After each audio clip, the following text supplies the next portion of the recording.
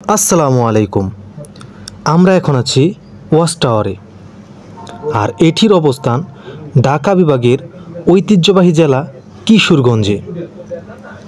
দেশের ইতিহাসে সর্বোচ্চ 3 জন রাষ্ট্রপতির দায়িত্ব পালন করেছেন কিশোরগঞ্জ থেকে। এমন গৌরবময় রেকর্ড কোনো জেলার নেই। কিশোরগঞ্জ জেলার সৌন্দর্য নিয়ে আলাদাভাবে বলার কিছু নেই। ঢাকা বিভাগের দ্বিতীয় বৃহত্তম জেলা কিশোরগঞ্জ জেলা। কিশোরগঞ্জ সদর, হোসেনপুর, পাকুন্দিয়া, কটিয়াদি, করিমগঞ্জ, তারাইল, ইটনা, মিঠামইন, অষ্টগ্রাম, নিকলী, বাজিতপুর, কুলিয়ারচর, ভৈরব এই 13টি জেলা নিয়ে গড়ে উঠেছে।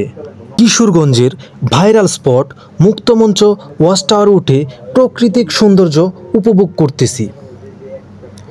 আপনাদের মন খারাপের সময় এই ওয়াচ টাওয়ার হতে পারে মন ভালো করার মাধ্যম। কিশোরগঞ্জের বাহিরে যারা আছেন আপনাদেরকেও আমন্ত্রণ রইল, আমাদের কিশোরগঞ্জ জেলা ঘুরে যাবেন।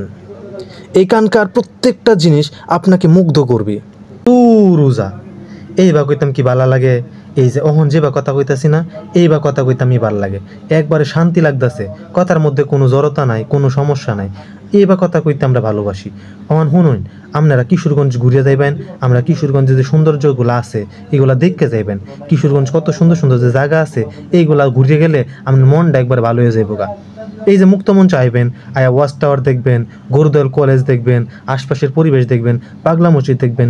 আল্লাহ, এত সুন্দর জায়গা কি আর কোথাও পাওয়া যাইব? অবশ্যই না। এর লেগে তাড়াতাড়ি আমরা কিশোরগঞ্জ আয়া পড়ুন, আমরা কিশোরগঞ্জে ঘুরে টুরে যাই, দেখবেন মন একবার ভালো হয়ে গেছে।